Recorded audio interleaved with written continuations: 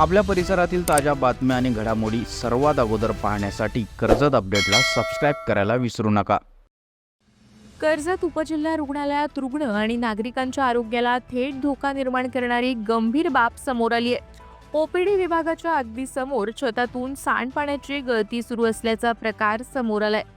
गेल्या 4-5 दिवसांपासून ही गळती सुरू असून रुग्णालयात उपचारासाठी येणाऱ्या शेकडो रुग्ण आणि नागरिकांना यामुळे मोठ्या गैरसोयीचा सामना करावा लागतोय।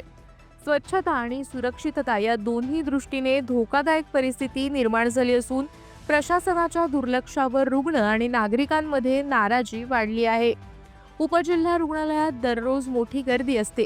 ओपीडी काउंटर समोर रुग्णांना तासनतास रांगेत थांबावं लागतं।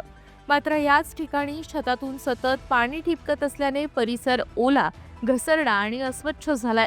गरोदर माता, लहान बालकांसह अनेक रुग्णांनी ओल्या जमिनीमुळे घसरून अपघात होण्याची भीती व्यक्त केली आहे। दरम्यान आज सकाळी कर्जतमधील स्थानिक ॲडव्होकेट अभिषेक तिवारी हे उपजिल्हा रुग्णालयात लस घेण्यासाठी गेले असता त्यांना हा प्रकार दिसून आला। यानंतर त्यांनी त्वरित रुग्णालय प्रशासनास लेखी तक्रार करत तातडीने दखल घेण्याची मागणी केली आहे। दरम्यान या भागाच्या वरच्या मजल्यावर अलीकडेच तालुका आरोग्य अधिकारी यांचं कार्यालय सुरू झालंय। त्याच्याशी संलग्न शौचालयाखालील जागेतच ही गळती होत असल्याने शौचालयातील सांडपाणी खाली येत असल्याचा प्रथमदर्शनी दिसत आहे। मात्र रुग्णालय प्रशासनाने दिलेल्या माहितीनुसार या भागातील पाईपलाईनमध्ये झालेल्या बिघाडामुळे गळती होत असल्याचं सांगण्यात आलंय।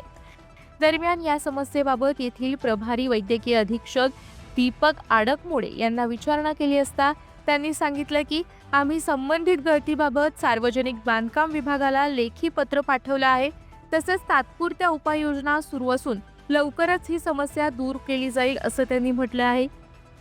दरम्यान आरोग्य सेवेच्या ठिकाणी अशी अस्वच्छता आणि धोका निर्माण होणं ही अत्यंत गंभीर बाब असल्याचं येथे येणाऱ्या रुग्णांचं तसंच नागरिकांचं मत आहे।